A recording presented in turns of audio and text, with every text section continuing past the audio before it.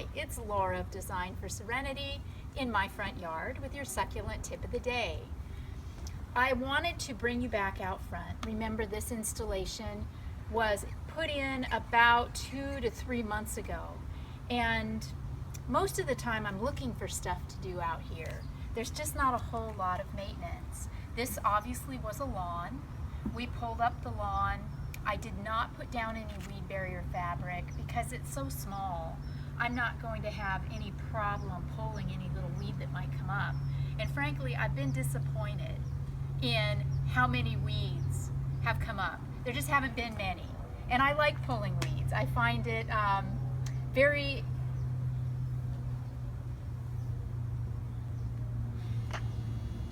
what is the word that I want? Edifying. I find it very edifying to pull weeds. But alas, there are none to pull, so I'm looking for other things to do. For example, this aeonium merlot. I wanted to mess and experiment with these a little bit. This merlot is planted in an area, microclimate, that gets hot.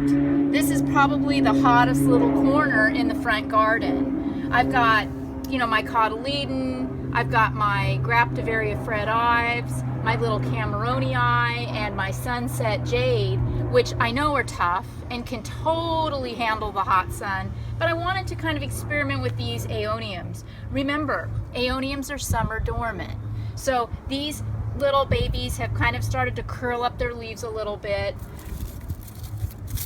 just as a way of doing maintenance.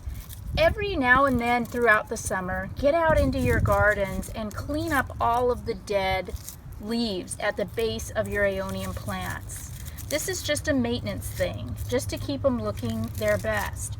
Now you'll notice that this little aeonium looks a little trunky, a little leggy, but because it is summer, I'm not going to take it out of the ground or cut it up or work with it as a cutting because I don't want it to further burn. So we're just going to let this aeonium stand ride. I'm not completely dissatisfied with it. It's holding up very nicely. I put water on these aeoniums a couple of times a week. I water them in too. I don't just sprinkle them. I let the hose go on these plants for 10 seconds or so. And that's what it takes to keep them alive and looking their best. Speaking of water, we sometimes get some, we call it May gray or June gloom, and that can create humidity in a garden. So I wanted to show you what you can expect to find if you get some morning fog in the summertime in your garden. We can oftentimes expect to find some mushrooms or some fungi. Fungi is fun. Now, don't be alarmed if you see mushrooms. Just simply pull them out and discard them. Another thing that you're going to find a lot of in the summer are spider webs. Look at this agave. It's got a lot of webbing. And where spiders are not at all harmful in a garden, they're actually garden beneficials or helpers. They oftentimes kill or destroy dangerous or predatory bugs. The webbing looks a little haunted mansion. So in a situation like this where there's thorns, I'll take my clippers and just kind of clean out those spider webs.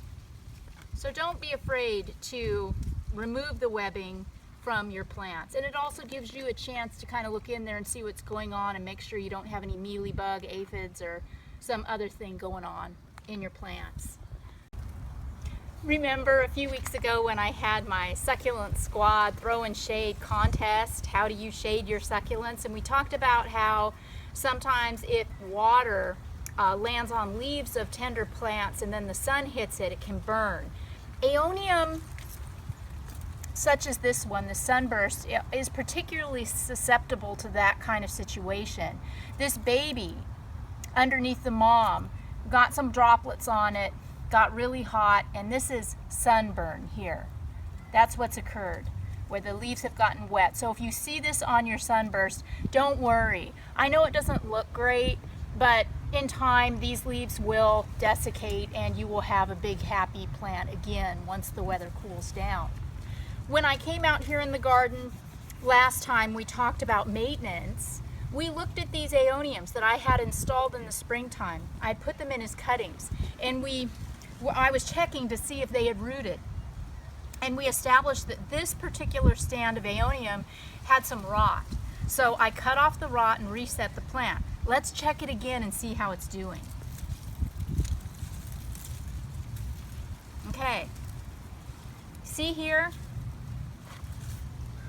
where we have rot in that stem, that opening right there? That is not fleshy, healthy tissue. So I'm going to need to cut this up a little bit more again. We cut a little bit in the hopes of exposing healthy tissue.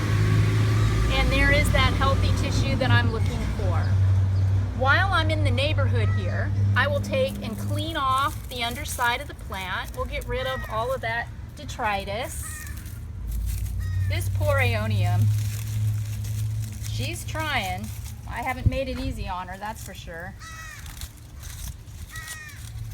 All right, since this is the second time I've had to cut rot off of this little aeonium plant, I'm gonna go ahead and move this girl over to the shade and let that wound harden off before I set it back in the soil. She's obviously got issues, so I'm going to go ahead and let her harden off. These are some other aeoniums of the same variety that I also set as cuttings at the same time as I planted that aeonium. Let's see how they're doing. Oh, yeah, now look, see? Look how that rooted. Isn't that amazing? It's what keeps us gardeners humble, isn't it? How the same plant, planted inches apart at the same time, operating under the same conditions, can have such varied results. You know, sometimes you just never know. So since this one is obviously happy and rooting, I'll just replace it back into the ground, cover it up, and continue on as normal. Look at this Merlot. This aeonium is under the shade of the palm, and it has not gone as dormant as the aeonium over on the other side that's getting the full sun. Lesson here, aeoniums prefer a little protection, a little shade. So you might not want to plant your aeoniums in the full sun. Kalanchoe orgialis, or copper spoons, has always been an all-star in my garden. And this particular specimen is no exception. Look how healthy and happy this plant is out in the front yard. The copper is the new growth. Isn't that absolutely spectacular? Now, why is she doing so well? Because as you can see, right now it's about lunchtime, it's around noon, and she is getting dappled sunlight. She's being protected from the sun by this king palm. So another example for me is to remember to plant Kalanchoe orgialis in an area that's going to get a little bit of protection, a little bit of shade. Let's talk about rock, sidewalks, front yards, public spaces. Many of you have expressed concern about applying rock treatments close to a public sidewalk, fearing that kids might pick the rocks up and throw them, or people might walk through it or step on it or somehow destroy or displace the rock. This is a very public place. We have a lot of kids and animals in this neighborhood, and look, I don't know what to tell you. I have had absolutely no problems with the rock. No one has thrown it, no one stepped in it, no one's displaced it in any way.